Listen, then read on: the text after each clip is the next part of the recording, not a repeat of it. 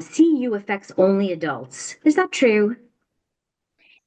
It is not. Now, certainly it affects adults and more so, but it can affect children.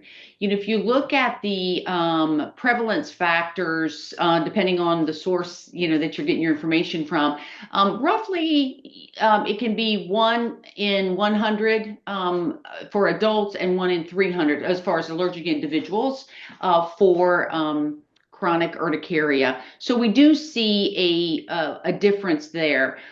The predominant presentation, it is adults more so than children, and females more so than males. So females specifically, 20s, 30s, 40s are most often affected. But we do want to, make sure we're cognizant of that it can affect the age spectrum as a whole.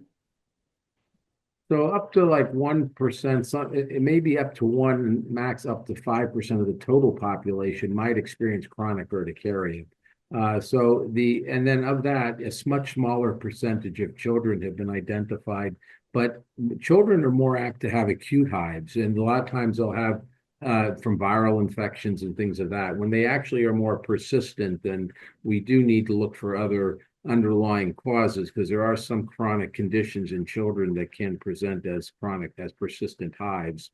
But that being said, we can see just run-of-the-mill chronic spontaneous urticaria in the pediatric group, and we treat them the same.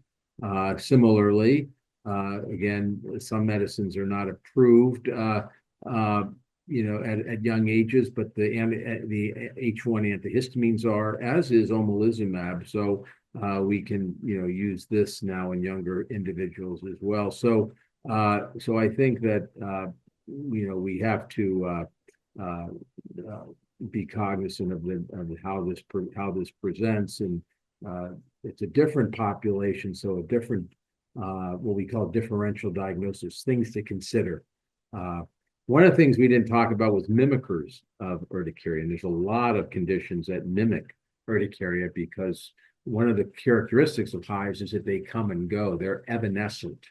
And a lot of times people might have persistent lesions on their skin, or a rash that's itchy that they think are hives. So this is the hives. They appear in one place, they go away, but then they come back in another place. They spread. They can be small, they can be large, they can coalesce, they can become giant hives. So they have they're very different in their appearances. So it's important to know this heterogeneity, these differences that exist in both children and adults. This actually leads us to one of our questions here. And one of the questions that we've received is, I'm a person of color. Will my hives look different than someone with lighter skin? Well, sometimes they can be more difficult to see, but it's clear in patients of color. You can see the redness and the welts and so forth. Of course, they're not going to be as bright necessarily, but I've seen many patients with all skin tones, and it's not hard to find them when they're there, and patients can clearly point them out. So it's and they can, but you really they'll look a little different, but they all have the same features. Everything's very similar, and as is response to treatments and the same algorithms. So there's not a lot of differences other than they may appear more subtle sometimes, but they're easy to identify. Very similar.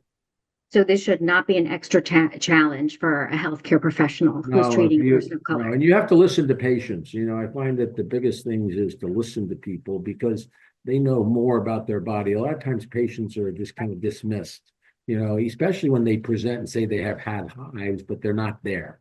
Well, you don't have them now. Yeah, but I have them I don't tonight. see I'll have anything. them. Yeah, so you really got to listen to your patients, and the people don't need to. They don't want to sit there in your office. They want to be able to go about their lives. They're there for a Mhm. reason, Right. and so this is really the number one lesson for any patient that presents to your office. Listen to them. They know they're giving you That's right. good information. Yes, I couldn't agree with that more. I do think that is paramount. And, too, as we discussed, empowering, those listening to this webinar, the treatment decision is certainly one that should be shared. And your best allergists and specialists will, they have that, they do that naturally. But if for some reason you feel as though you're not heard, don't stop there because it is so important. And because the diagnostic journey, much like Christian referred to earlier, the medical management and the recognition that sometimes chronic urticaria is more than just skin deep.